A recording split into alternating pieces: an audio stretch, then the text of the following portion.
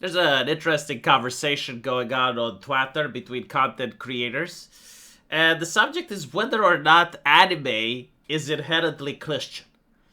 Now, the person that made this claim is John De La Rose, which, in my personal opinion, is the type of individual whose dream job is to be like one of those morbidly obese, those really fat Americans, kind of like the Bob Chipman types, and they get to watch anime all day. They get to watch anime, and then they get to decide if the anime is acceptable or not for other people to watch.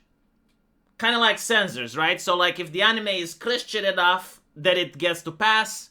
If it has any fan service, if it titillates the heteronormative senses, it doesn't get to pass. And they also need to be paid a lot of taxpayer money for this job, right? Like they need to soak the wealth of the people. The Americans used to have those jobs in the past. They were called the moral majority, morality in media.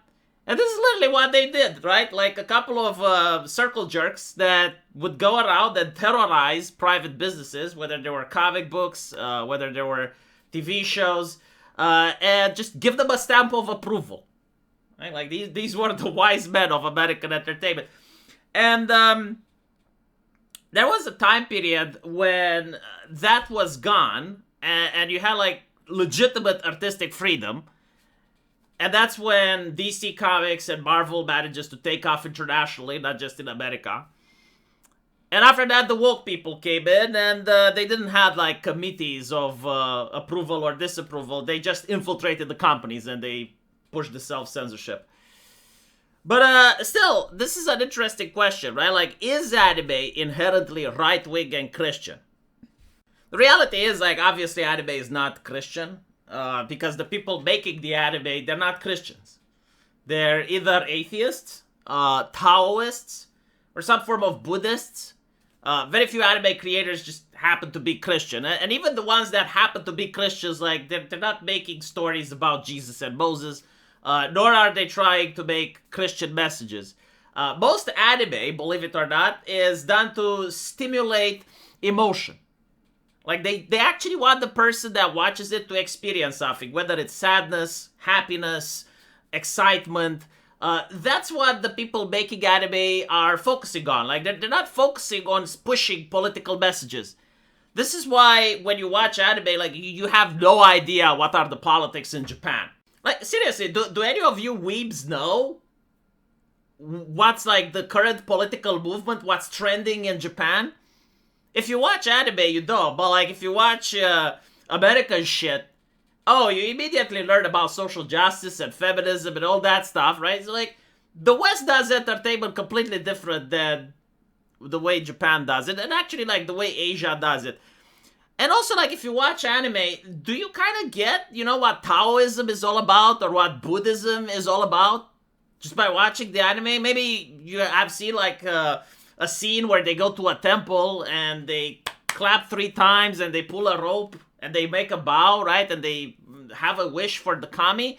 But, like, other than that, do you actually get the religion of Japan by watching anime?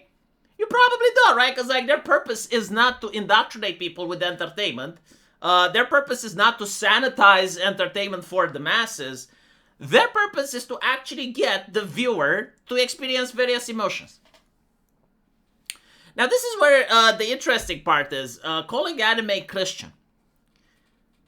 The reason people would do this, and I know that John De La Rose is just being a cheeky little shit and he's posting, like, literally anything to get engagement. Like, this is his life on Twitter, is to annoy people so that they respond to him.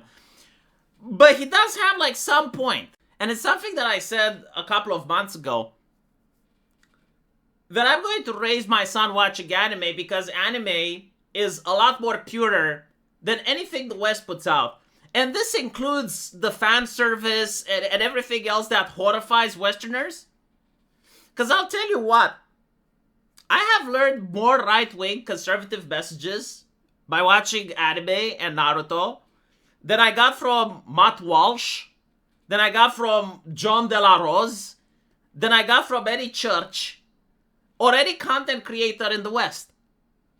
I mean, seriously, like, think about it, right? the type of TV shows that you grow up when you're in the West. It's like promiscuity, gender wars between men and women, racism on why white man bad.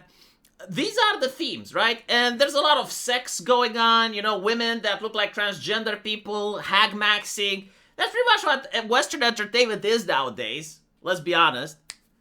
Now let's look at anime. Even anime that's like, oh my goodness, it has fan service with minors. Like, for instance, My Hero Academia or Naruto. What is the message there?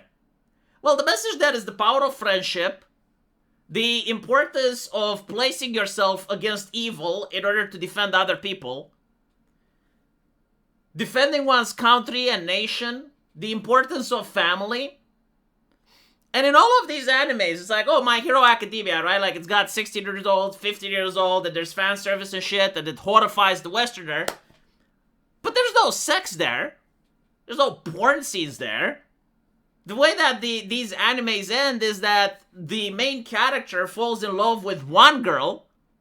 There's not even a love triangle or anything. It's usually, Naruto falls in love with Sakura, and she's not interested in him, and he keeps pursuing her, and then he goes with Hinata.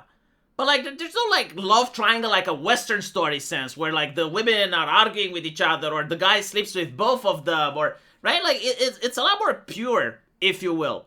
And it's very interesting, because, like, the creators, they can go full degen mode if they want. Like, no one is stopping them, obviously, they have actual creative freedom, and yet they choose not to. They choose to make wholesome stories. Now, I know that not all anime is like that. Like, of course there are animes that are disturbing, or, they have fetishes in it, or they're blatant hentai. But those are made for, like, niche people. It's in order to provide choices, right? Like, Japan believes that their citizens are adults. Adults are capable of making their own choices. Like, if they're capable of making a loan to buy a house, they're capable of deciding if an anime is good or not for them. And usually, like, those animes that are more extreme, they're also fringe. But, like, even an anime like Goblin Slayer, right? Like, what's Goblin Slayer about? Oh, my goodness. Like, the first episode, it has that rape scene, and it's shocking. But then you realize, like, the main character is actually a wounded person, and even though he's got, like, all these women around him, he is still stoic and determined, and is positioning himself in danger. He's not sleeping with the entire cast. And for some reason, like, I am led to believe that anime is actually horrifying unless it's being brought to heel by the streaming services and the payment processors. While the shit that happens in the West is all about, promoting LGBT lifestyles. And I saw on Netflix, it's called the AJ and the Drag Queen, where you have, like, a drag queen and a kid. I don't even know what the fuck is that about. And everything in the West is about toilet humor and over-the-top violence, like in Rick and Morty. And it's like, okay, so basically, like, these are the types of shows that I should watch. And meanwhile, the types of shows that are constantly under criticism in 2025 happen to be anime, which, like, even John De La Rose has to admit that, yeah, no, it does actually come closer to the Christian messages of, like, having a family, having friendship, defending one's nation, than anything that the West provides. And so, just to hammer my point through, and make sure that everyone knows what I'm talking about, remember when that McDonald's commercial from Japan came out in the West, and it just showed a happy family?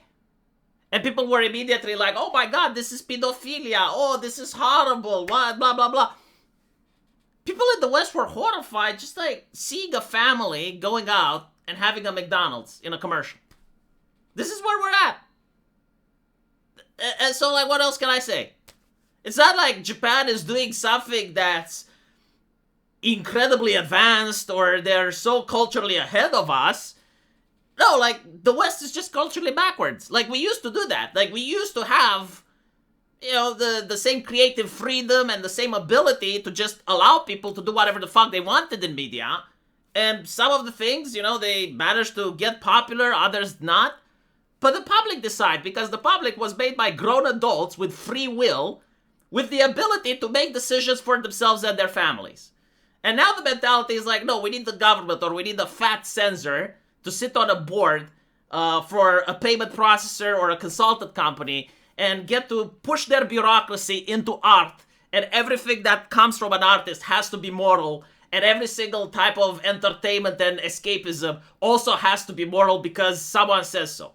Well, I say that person should go fuck themselves. Anyway, let me know what you guys think. And as usual, I'll see you in the comment section. Take care.